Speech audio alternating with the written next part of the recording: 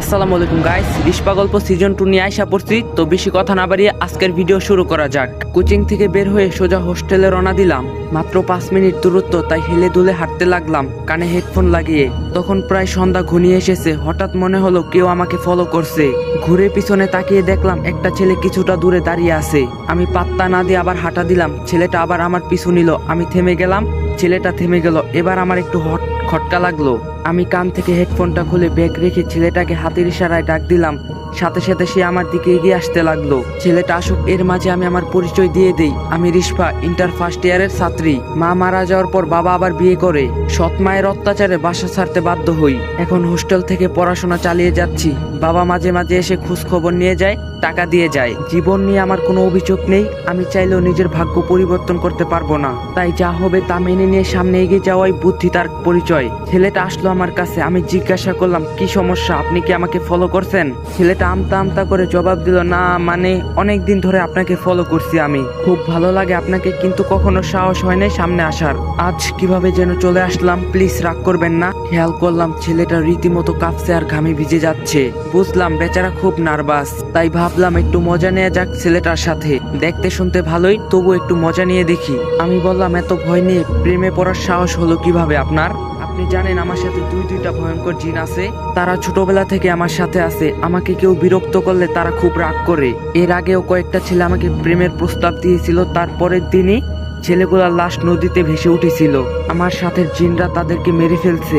এখন আপনি যদি মরতে চান তাহলে আমি আপনার সাথে প্রেম করতে রাজি আছি। ছেলেটা একটু ঘাবড়ে গিয়ে বলল, এগুলো আপনি মজা করে বলছেন তাই না? আমি যেন আপনাকে আর ফলো না করি সেই জন্য আমাকে ভয় দেখাচ্ছেন? আমি একটু রাগারাগি ভঙ্গিত বললাম, ওই মেয়ে, আপনি কি আমার বিয়ে লাগেন? মজা করব কেন? বললাম যে আমার সাথে প্রেম করলে মরতে হবে। এই মুহূর্তে আমি দেখতে পাচ্ছি জিন দুইজন আপনার পিছনে ঘোরাফেরা করছে। আমি ইশারা দেওয়ার সাথে সাথে আপনার ঘাড় মটকে ফেলবে। ইশারা দিব নাকি বলেন? দিলাম। কিন্তু ছেলেটা কোনো মতো স্যান্ডেল হাতে নিয়ে উদম দৌড়। আফা মাফ কইরা দেন বলে পিছনে ফিরে তাকানোর সময় পাইনি। আমি হাসতে হাসতে গড়াগড়ি খাওয়ার অবস্থা। হঠাৎ একটা ঠান্ডা বাতাস এসে আমার পুরো শরীরটা শীতল করে দিল। মনে হলো আমার শরীরে কেউ বরফ ঢেলে দিয়েছে। এরপর যখন আমি সামনে যেতে চাইলাম, ঠিক তখনই একটা কালো বিড়াল আমার সামনে দিয়ে খুব দ্রুত রাস্তার এই পাশ থেকে ও পাশে চলে গেল। আমি একটু ভয় পেলাম। বিড়ালটা রাস্তার পাশে একটা ঝোপের ভিতর গিয়ে এমন এক অদ্ভুত আওয়াজ করে ডাকতে লাগলো, মনে হচ্ছে যেন কোনো ছোট বাচ্চা কান্না করছে। আমি যখন থেকে বুঝতে শিখেছি তখন থেকে সৎ মায়ের অত্যাচার সহ্য করতে করতে একরকম পাথরের মতো হয়ে গিয়েছি। সে সব সময় আমার মৃত্যুর কামনা করত। আমি মরলেই নাকি তার সংসারে সুখ শান্তি ফিরে আসবে। এসব শুনতে শুনতে আমার মনে ভয় ডর কিছুই লাগে না। ভূত প্রেত এসব বলতে কিছু নেই। এগুলো মানুষের মনে কল্পনা করা অন্য একটা জগৎ। বাস্তবে এই জগতে কোনো অস্তিত্বই নেই। তারপর হোস্টেলে ফিরে আসলাম। আমরা এক রুমে 4 জন থাকি, বাকি 3 জন আমার থেকে সিনিয়র, তাই তাদের সাথে তেমন মিশি না। আমার মতো আমি থাকি। আর একাকিত্ব আমার খুব পছন্দ। একাকিত্ব যে আপন করে নিতে পেরেছে তার যে বড় সুখী মানুষ এই পৃথিবীতে আর কেউ নেই। রাতে খাওয়া দাওয়া করে বই নিয়ে বসলাম, কিন্তু আজকে যেন ঘুম আমার উপর ক্রাশ খেয়েছে। বসে থাকতে পারছি না। কখন যে বইয়ের উপর মাথা রেখে ঘুমিয়ে পড়ছি বলতেই পারবো না। আমি একটা ফাঁকা মাঠে দাঁড়িয়ে আছি। দূর দূরান্ত পর্যন্ত একটা গাছপালাও নেই। আমি ক্লান্ত চোখে চারপাশে তাকাচ্ছি। হঠাৎ আমার চোখ গেল পিছনের দিকে। সাদা পোশাক পরা 2 জন লোক একটা মেয়েকে কবরের মতো একটা গর্তে নামাচ্ছে। মেয়েটা চিৎকার করে আমাকে বলছে, রিশপা আমাকে সাহায্য করো, ওরা আমাকে মেরে ফেলছে, আমাকে বাঁচাও। একটা বিকট শব্দে আমার ঘুম ভেঙে গেল। তার মানে এটা স্বপ্ন ছিল। খেয়াল করলাম যে শব্দে আমার ঘুম ভেঙে গেছে সেটা অ্যাম্বুলেন্সের সাইলেন। তখন প্রায় ভোর হয়ে গেছে। তার মানে টেবিলের উপর মাথা রেখেই সারা রাত ঘুমিয়েছিলাম। অ্যাম্বুলেন্সের শব্দ যেনই থামছেই না। এত বিরক্ত হলাম যে বলে বোঝাতেই পারবো না। শব্দটা যেন আমাদের বিল্ডিং এর নিচে থেকে আসছে। আশ্চর্য ব্যাপার হলো আমার রুমের আপুরা দিব্যি নাক ডেকে ঘুমাচ্ছে। আমি সেই দিকে খেয়াল না করে ভাবতে লাগলাম, এত সকালে অ্যাম্বুলেন্স কেন আমাদের বিল্ডিং এর নিচে? কেউ কি মরলো নাকি? বিরক্ত নিয়ে ব্যালকনিতে যাওয়ার জন্য হাঁটা দিলাম। দেখি সকাল সকাল অ্যাম্বুলেন্স কেন আসলো। ব্যালকনিতে গিয়ে দেখলাম একটা অ্যাম্বুলেন্স দাঁড়িয়ে আছে নিচে, কিন্তু সেখানে কোনো মানুষ নেই। অ্যাম্বুলেন্সের সাইলেন্ট বেজেই চলছে। কিছুক্ষণ পরে অ্যাম্বুলেন্স থেকে 2 জন সাদা পোশাক পরা মানুষ নামলো। আর এমন 2 জন লোককে কোথায় যেন দেখছিলাম মনে হয়। একটু মাথা খাটাতেই মনে পড়লো কিছুক্ষণ আগে এমন 2 জন লোককে স্বপ্নে দেখেই তো ঘুম ভাঙলো। এখানে কি হচ্ছে আসলে? আমি এক নজর তাকিয়ে আছি সেদিকে। তারা 2 জন গিয়ে গাড়ির পিছনে পাট খুলে খুব যত্ন করে একটা লাশ নামালো। সাদা চাদর দিয়ে ঢাকা। আমি এখনো বুঝতে পারছি না আসলে লাশটা কার। সেখানে অন্য কোনো মানুষ ছিল না। তারা লাশটা নামিয়ে দুইজন লাশের দুই পাশে দাঁড়ালো, মানে একজন পায়ের কাছে আরেকজন মাথার কাছে। হঠাৎ একটা দমকা হাওয়ায় লাশের মুখের উপর থেকে চাদরটা সরে গেল। আমি চোখ বড় করে তাকিয়ে আছি। এটা আমি কি দেখছি? আমার কলিজা শুকিয়ে গেল। এই লাশ আর কারো না, বরং আমার লাশ। এটা কি করে সম্ভব? আমি তো এখানে দাঁড়িয়ে আছি, তাহলে আমার মতো দেখতে ওই লাশটা কার? আমি এখান থেকে দৌড়ে রুমে যাব, সেই শক্তিটা আমার নেই। হঠাৎ খেয়াল করলাম লাশটা ধীরে ধীরে উঠে বসলো এবং আমার দিকে তাকালো। কি ভয়ঙ্কর চাহনি সেটা তার। চোখে কোনো মনি ছিল না। সাদা দবদবে চোখে আমার দিকে তাকিয়ে একটা ভয়ঙ্কর হাসি দিল। আমার মতো দেখতে মেয়েটা যখন উঠে বসে আমার দিকে তাকিয়ে ভয়ঙ্কর একটা হাসি দিল, তখন আমার কলিজায় পানি নেই। আমি চিৎকার দিয়ে এক দৌড়ে রুমে চলে আসলাম। আমার চিৎকারে বড় আপুরা ঘুম থেকে উঠে গেল। তারা হতন হয়ে আসলো আমার কাছে। কি হয়েছে জিজ্ঞাসা করছে, কিন্তু আমি কোনো জবাব দিতে পারলাম না। কি বলবো আমি তাদের? আমি তো নিজেই জানি না কি হয়ে গেল। আমি শুধু হাতের ইশারায় কাঁপতে কাঁপতে ব্যালকনির দিকে দেখালাম তাদেরকে। তারা তিনজনই ব্যালকনিতে গিয়ে দেখলো, বলল এখানে তো কিছু নেই। আমি দৌড়ে গিয়ে দেখলাম সত্যি সেখানে কিছু নেই।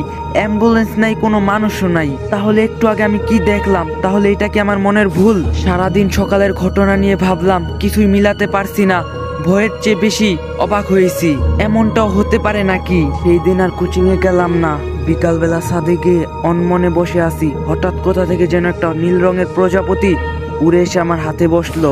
আমি হাত নড়ালাম না। প্রজাপতি আমার ভালো লাগে খুব, আর এটা অন্যরকম একটা প্রজাপতি, দেখতে খুব অদ্ভুত। কিন্তু হাতে কেমন জানি ব্যথা অনুভব করলাম।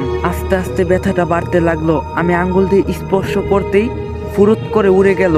উড়ে গিয়ে একটা ছোট্ট ফুল গাছের উপর বসলো। খেয়াল করলাম ফুল গাছের পাতাগুলো ধীরে ধীরে সবুজ থেকে কালো হয়ে যাচ্ছে, যেমনটা আগুনে পুড়ালে হয়। আমি বসা থেকে উঠে গেলাম। আবার কিছু একটা হচ্ছে। আমি দৌড়ে গিয়ে প্রজাপতিটা তাড়িয়ে দিলাম হাত দিয়ে। কিন্তু এবার আমি খুব ভয় পেয়ে গেলাম, কারণ আমার হাতটা কালো একটা দাগ বসে গিয়েছে, ঠিক যেখানে প্রজাপতিটা বসেছিল। আমি হাত দিয়ে মুড়িয়ে দাগটা মুছে ফেলার চেষ্টা করলাম, কিন্তু যাচ্ছে না সেটা। হঠাৎ পিছন থেকে একটা মেয়ে কণ্ঠ ভেসে আসলো, এই দাগ কখনো মুছবে না। আমি সাথে সাথে পিছনে তাকিয়ে দেখলাম সেখানে কেউ নেই। আরে এই মাত্রই তো এখানে কেউ কথা বললো। আমি বুঝতে পারলাম এই মুহূর্তে এখানে থাকাটা ঠিক হবে না, তাই ছাদ ত্যাগ করার জন্য জোরে হাঁটা দিলাম। ঠিক তখনই খেয়াল করলাম একটা মেয়ে ছাদের এক কোণে উল্টো ঘুরে দাঁড়িয়ে আছে। তার চুলগুলো খোলামেলা এলোমেলো ভাবে উঠছে। আমি জিজ্ঞাসা করলাম, এই মেয়ে কে তুমি? আমি আরেকটু কাছে গিয়ে বললাম, আমার কথা কি কানে যাচ্ছে না? কে তুমি? এবারও কোনো জবাব না পেয়ে আমি গিয়ে মেয়েটার কাঁধে হাত রাখলাম। তার শরীর প্রচন্ড ঠান্ডা ছিল। আমি সাথে সাথে হাতটা সরিয়ে নিলাম। এবার মেয়েটা আমার দিকে ঘুরে তাকালো। নীল চোখ, খুব সুন্দর মায়াবী চেহারার একটা মেয়ে। আমার চেয়ে বয়সে ছোটই হবে, তাই জিজ্ঞাসা করলাম, তুমি কে? আগে তো তোমাকে কখনো দেখিনি। তুমি রিস্পা মানে? তাহলে আমি কে? আমার নাম তো রিস্পা। মেয়েটা বলল, শুধু আপনার নামই যে রিস্পা হতে পারে এমনটা না, আরো অনেক মেয়ের নামই রিস্পা হতে পারে। হ্যাঁ তা ঠিক, তার মানে আমাদের দুজনের নামই রিস্পা। কিন্তু তুমি এখানে কিভাবে এলে? তোমাকে তো এই হোস্টেলে আগে কখনো দেখিনি। এবার মেয়েটার মুখ কালো হয়ে গেল। অন্যদিকে মুখ করে ছাদের রেলিং এর উপর বসলো। আমিও কি মনে করে যেন তার কাছে বসলাম। মেয়েটা বলা শুরু করলো, আজ প্রায় 2 মাস যাবত আমি এই হোস্টেলের এদিকে ওদিকে ঘুরে বেড়াচ্ছি। আমার একটা গন্তব্য ছিল। আমি মুক্ত হয়ে গিয়েছিলাম একটা কালো অধ্যা থেকে। চলে যাচ্ছিলাম আমার ঠিকানায়, কিন্তু কিভাবে যেন আমি এই হোস্টেলে এসে আটকা পড়ে গেলাম। না আমি এই হোস্টেল থেকে বের হতে পারছি, আর না কারোর সাথে যোগাযোগ করতে পারছি। আমি বললাম, এগুলা কেমন অদ্ভুত কথা। মানে তুমি জানো না কিভাবে এই হোস্টেলে এসে পড়ছো? মজা করছো আমার সাথে? মেয়েটা একটা অদ্ভুত হাসি দিয়ে বলল, মৃত মানুষ কখনো মিথ্যা কথা বলে না। আর আজ থেকে আমি আপনার শরীরে থাকবো। যতদিন আমি মুক্তর পথ খুঁজে না পাই, আপনি আমাকে সহ্য করবেন, করতেই হবে। এবার মেয়েটার মাঝে কেমন একটা অদ্ভুত ভয়ানক অনুভূতি লক্ষ্য করলাম। তবু আমি বললাম, অনেক হয়েছে তোমার এসব ফালতু কথা। কোথা থেকে এসেছো সত্যি করে বলো, না হলে আমি সুপারভাইজারকে জানাবো। মেয়েটা বলল, আপনি আমার কথা বিশ্বাস করেননি তাই না? তাহলে দেখেন। এই বলে মেয়েটা ছাদের রেলিং থেকে কাত হয়ে নিজেকে ফেলে দিল। আমি ধরতে গিয়ে পারলাম না। মনে হলো যেন সে একটা আলো আমার হাত ভেদ করে পড়ে গেল। আমি স্পষ্ট দেখতে পেলাম তার নিথর দেহটা নিচে পড়ে আছে। আমি চিৎকার করে ঠিক নিচে যাওয়ার জন্য উল্টো ঘুরলাম। ঠিক তখনই দেখলাম মেয়েটা ঠিক আমার পিছনে দাঁড়িয়ে আছে মলিন মুখে। আমি যেন কারেন্টের শক খাওয়ার মতো কেঁপে উঠলাম। যে মানুষটা আমার চোখের সামনে ছাদ থেকে পড়ে গেল, সে মানুষটা আমার সামনে আবার কিভাবে এলো? আমি আবার নিচে তাকিয়ে দেখলাম সেখানে মেয়েটার দেহ পড়েছিল। এমনকি নিচ দিয়ে কত মানুষ হাঁটাচলা করছে, তারা কেউ এটা নিয়ে কিছুই করছে না। তার মানে মেয়েটা যা বলছে সত্যি বলছে, সে মানুষ না কেন? মেয়েটা এখানে আমার সামনে ঠায় দাঁড়িয়ে আছে। আমি ভীত দেখে মেয়েটা বলল, আপনি ভয় পাবেন না, আমি আপনার কোনো ক্ষতি করব না। আমি তখন প্রজাপতি হয়ে বসে আপনার হাতে আমার চিহ্ন এঁকে দিয়েছি, আপনি চাইলেও আমার থেকে দূরে থাকতে পারবেন না। আমি কাঁপা কাঁপা গলায় বললাম, সকালবেলা অ্যাম্বুলেন্সের ঘটনাটা কি তুমি ঘটিয়েছিলে? হ্যাঁ আপু, আমিই করেছিলাম, কারণ আমি আপনার শরীর বেছে নিয়েছি। আপনাকে আরো ভয়ঙ্কর কিছুর সম্মুখীন হতে হবে আমার জন্য, তাই অভ্যস্ত হয়ে যান এসব বিষয়ে। আমি বললাম, আচ্ছা আমার কাছে তুমি কি চাও? কেন আমার শরীরটা বেছে নিলে? শুধুমাত্র নামের মিল থাকায়, নাকি অন্য কোনো কারণ আছে? আস্তে আস্তে সব জানতে পারবেন আপু। এখন আমি যা বলি তাই করবেন, আর এসব বিষয় কারোর সাথে শেয়ার করবেন না, তাহলে আপনার ক্ষতি করতে আমার কোনো মায়া লাগবে না। আমি খুব ভয় পেয়ে গেলাম। ঠিক আছে, কাউকে বলবো না এসব। আমাকে কি করতে হবে বলো? আর তোমার কাজ শেষ হয়ে গেলে তো আমাকে ছেড়ে দিবে, তাই না? হ্যাঁ, আমার কাজ হয়ে গেলে আর কখনো আপনাকে বিরক্ত করব না। এখন আমার কথা মন দিয়ে শুনবেন। হোস্টেলের পুরনো বিল্ডিংয়ে যাবেন, সেখানে কেউ থাকে না। নতুন বিল্ডিং উঠানোর পর সেটা পরিত্যক্ত অবস্থায় পড়ে আছে।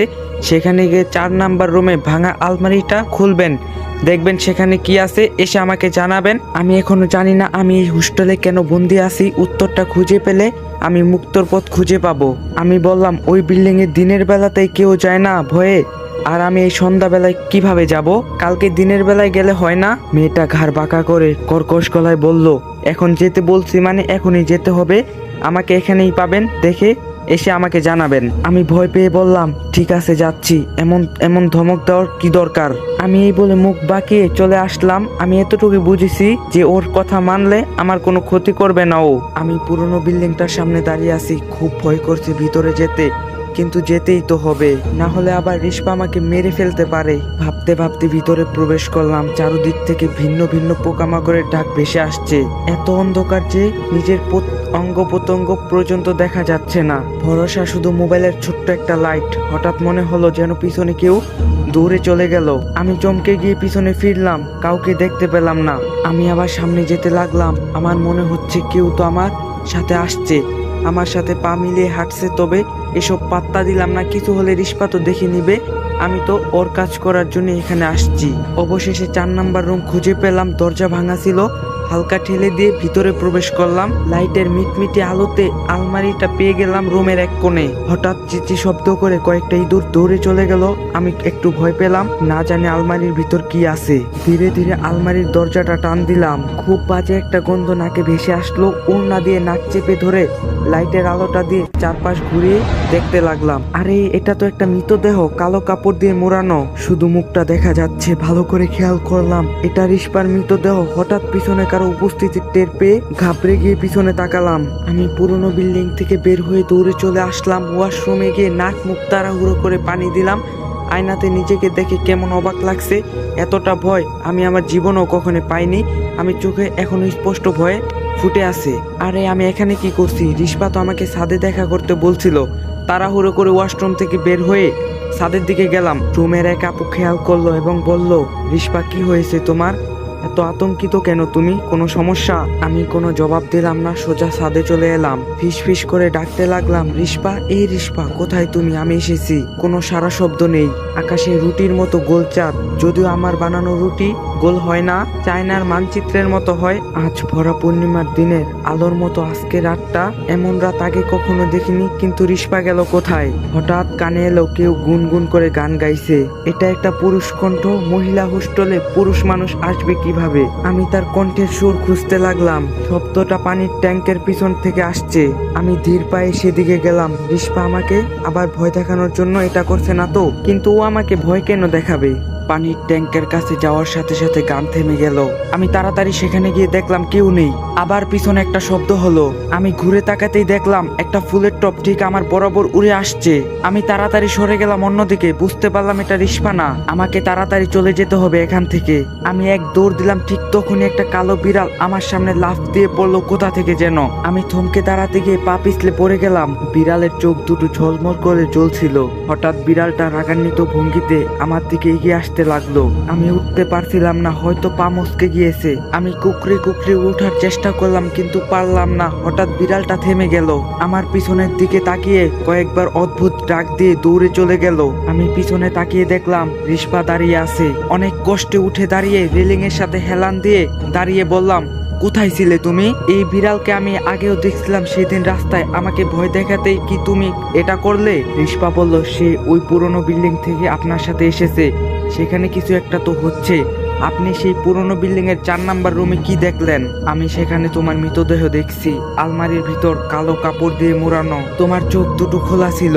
রিস্পা অনেকটা অবাক হয়ে বলল, আমি যা ভাবছিলাম তাই হলো। কেউ কবর থেকে আমার মৃতদেহ উঠিয়ে নিয়ে এসেছে এই হোস্টেলে, এই জন্যই আমি এখানে আটকা পড়ে গিয়েছি। যে এটা করেছে সে চায় না আমি মুক্তি পাই, আর এই জন্যই আমি পুরনো বিল্ডিং এ ঢুকতে পারি না। যেহেতু সেখানে আমার শরীর আছে, অবশ্যই সেখানে অন্য কেউ আছে আমাকে পাহারা দেওয়ার জন্য। আপনি কি তার মুখোমুখি হয়েছিলেন? সে আপনাকে আসতে দিল? রিস্পাকে বললাম, হ্যাঁ তুমি ঠিক ধরছো, সেখানে কেউ ছিল। আমি যখন তোমার মৃতদেহ আবিষ্কার করলাম আলমারিতে, তখন পিছনে কারো উপস্থিতি টের পেলাম। আমি সাথে সাথে পিছনে ফিরলাম এবং দেখলাম একটা ছেলে লাল চক্ষু নিয়ে আমার দিকে তাকিয়ে আছে। অন্ধকারেও তার চোখগুলো আগুনের মতো জ্বলছিল। আমি অনেকটা ভয় পেয়ে মূর্তির মতো দাঁড়িয়েছিলাম। আমি তাকে কিছু বলবো সেটারও শক্তি ছিল না। ছেলেটা কর্কশ কণ্ঠে বলল, এখানে কেন এসেছিস? মরতে চাস তুই? আমি কাঁপা কাঁপাই গলায় বললাম, এখানে ঘুরতে ঘুরতে এই রুমে ঢুকে গিয়েছি, আমাকে ক্ষমা করে দিন, আমি চলে যাচ্ছি এখনই, আর কোনোদিন এখানে আসবো না, আর এখানে যা দেখছি তা কাউকে বলবো না। তারপর ছেলেটা বলল, চলে যা এখান থেকে, পিছনে ফিরে তাকাবি না, আর কেউ যদি এই বিষয়ে জানে তাহলে তোকে মেরে ফেলবো আমি। তারপর আমি তাকে পাশ কাটিয়ে উল্টে পল্টে দৌড়ে চলে আসছি। সে চাইলে তো আমাকে মেরে ফেলতে পারতো, কিন্তু মারেনি। রিস্পা সব শুনে বলল, ছেলেটা দেখতে কেমন ছিল তার একটু বর্ণনা দেন আমাকে। অন্ধকারে তেমন কিছু দেখতে পাইনি, তবে মোবাইলের লাইটে যা দেখেছি তা হলো ছেলেটার চুল বড় ছিল, গলায় একটা কাটা দাগ ছিল, মনে হচ্ছিল যেন কেউ ওর গলা কেটে ফেলছে। রিস্পা একটু চিন্তিত হয়ে হাঁটতে হাঁটতে একটা ফুলে হাত বুলাতে বুলাতে বলল, এটা আবির ছিল, গালিব স্যারের বন্ধু। তার মানে কি আবির এসব কিছুর পিছনে? আবির কেন এমনটা করতে যাবে? সেও তো আমার সাথে মুক্ত হতে চেয়েছিল। রিস্পা এক ঝটকায় আমার সামনে এসে বলল, আপনি আগামীকাল আবার ওই বিল্ডিং এ যাবেন। যেহেতু আপনাকে মারেনি, তার মানে আপনাকে মারবে না, ভয় দেখাবে। কি বলছে এসব? কোন রকম জান নিয়ে দৌড়ে পালিয়ে আসছি, আবার গেলে সে আমাকে ছাড়বে না। আর কে এই আবির? সে তোমার মৃতদেহ পাহারা দিচ্ছে কেন? রিস্পা বলল, আপনাকে আবার যেতেই হবে, বলছি যেতেই হবে। আবিরকে আমি মেরেছিলাম, আর সে এখানে কি করছে? আমার মৃতদেহ এখানে কেন? সেই উত্তর খুঁজতেই আপনাকে আবার যেতে হবে। আগামীকাল ভোর কেউ ঘুম থেকে ওঠার আগেই যাবেন সেখানে। ঠিক আছে বলে মুখ বাঁকিয়ে চলে আসতে লাগলাম। তখনই মনে পড়লো আমার তো পা মচকে গিয়েছে, তাই ব্যথার চেয়ে একটু বেশি অভিনয় করে আবার পড়ে গেলাম ঠাস করে। রিস্পাকে বললাম, আমার তো পায়ে ব্যথা, একদম হাঁটতে পারছি না, কালকে মনে হয় যেতে পারবো না। রিস্পা আমার কাছে এসে পা ধরে ঝটকা টান মারলো। আমার মনে হলো যেন পা ছিঁড়ে গিয়েছে। আমি মুখ চেপে ধরে কান্না করতে লাগলাম। রিস্পা বলল, এত অভিনয় করার দরকার নেই, পা ঠিক হয়ে গেছে। আমি পা নাড়িয়ে চাড়িয়ে দেখলাম কোনো ব্যথা নেই। ঠাস করে দাঁড়িয়ে বললাম, ঠিক আছে তাহলে কাল সকালে যাচ্ছি, আমাকে সে মেরে ফেললে তোমার খবর আছে। এই বলে চলে আসলাম রুমে। রাত প্রায় 12টা। তখন রুমে সবাই ঘুমিয়ে আছে। আমি যখন ঘুমাতে যাব তখন দেখলাম সেই আপুটা তার বেড থেকে আমার দিকে তাকিয়ে আছে, যে আমাকে জিজ্ঞাসা করছিল কোনো সমস্যা কিনা। আপুর নাম ছিল আলিশা। আমি বললাম, আলিশা আপু এখনো ঘুমাননি? সবাই তো ঘুমিয়ে পড়েছে। আলিশা আপু কেমন একটা অদ্ভুত চাহনি দিয়ে অন্যদিকে ফিরে ঘুমিয়ে গেল। আমি তেমন পাত্তা না দিয়ে ঘুমিয়ে পড়লাম। খুব ভোর ঘুম থেকে উঠে চলে গেলাম সেই পুরনো বিল্ডিং এ। আমি জানি না এমন সাহসী কিভাবে হয়ে গেলাম। আগে তো রাতে ওয়াশরুমে যেত ভয় লাগতো। আমি ধীরে ধীরে 4 নাম্বার রুমে গেলাম, জানি না কি করতে হবে। আমি আলমারিটার কাছে যেতেই একটা অদৃশ্য শক্তি আমাকে জোরে ধাক্কা দিয়ে দূরে নিয়ে ফেলে দিল। দেয়ালের সাথে বাড়ি খেয়ে আমার মাথা ঝিম ধরে গেল।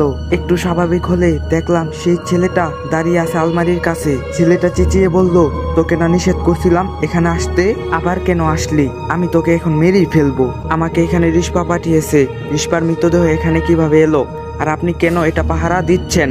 এর প্রশ্নের উত্তর জানতে চাই রিস্পা। এবার ছেলেটা রহস্যময় একটা হাসি দিয়ে বলল, ও এই ব্যাপার, তাহলে যা, তোকে আজ মারবো না। রিস্পাকে গিয়ে বল, চাইলেও সে আর কখনো মুক্ত হতে পারবে না। ও কি ভেবেছিল ডোরিয়া ওকে এমনি এমনি ছেড়ে দিবে? সামনে আরো ভয়ঙ্কর কিছু অপেক্ষা করছে ওর জন্য, প্রস্তুত থাকতে বল। আমি উঠে যেতে যেতে বললাম, রিস্পা সবকিছুর জন্য প্রস্তুত আছে, আমি আবার আসবো। তখনও কেউ ঘুম থেকে উঠিনি। আমি ছাদে গিয়ে রিস্পাকে ডাক দিলাম। রিস্পা ঠিক পিছন থেকে সাড়া দিল। আমি রিস্পাকে সব খুলে বললাম আবির আসলে কি করতে চায় এখনো জানি না, আর সে ডুরিয়া নামের একজনের কথা বলছে। রিস্পা বলল যা ভেবেছিলাম তার চেয়ে বড় রহস্য এটা। আমাদের একজনকেই দরকার হবে, গালিব স্যার। সে ছাড়া ডুরিয়ার মুখোমুখি হওয়ার সাহস কারো নেই। সে কোথায় থাকে আমি গিয়ে তাকে নিয়ে আসবো। রিস্পা বলল তাকে আনতে যাওয়া লাগবে না, সে নিজেই আসবে। আপনি কল করে তাকে আসতে বলবেন, আমার সাহায্য চাই। আর আপনিও তাকে স্যার বলে সম্বোধন করবেন, সে আপনার সিনিয়র। তারপর রিস্পা একটা ফোন নাম্বার বলল। আমি ফোন দিলাম কিন্তু সে কেটে দিল।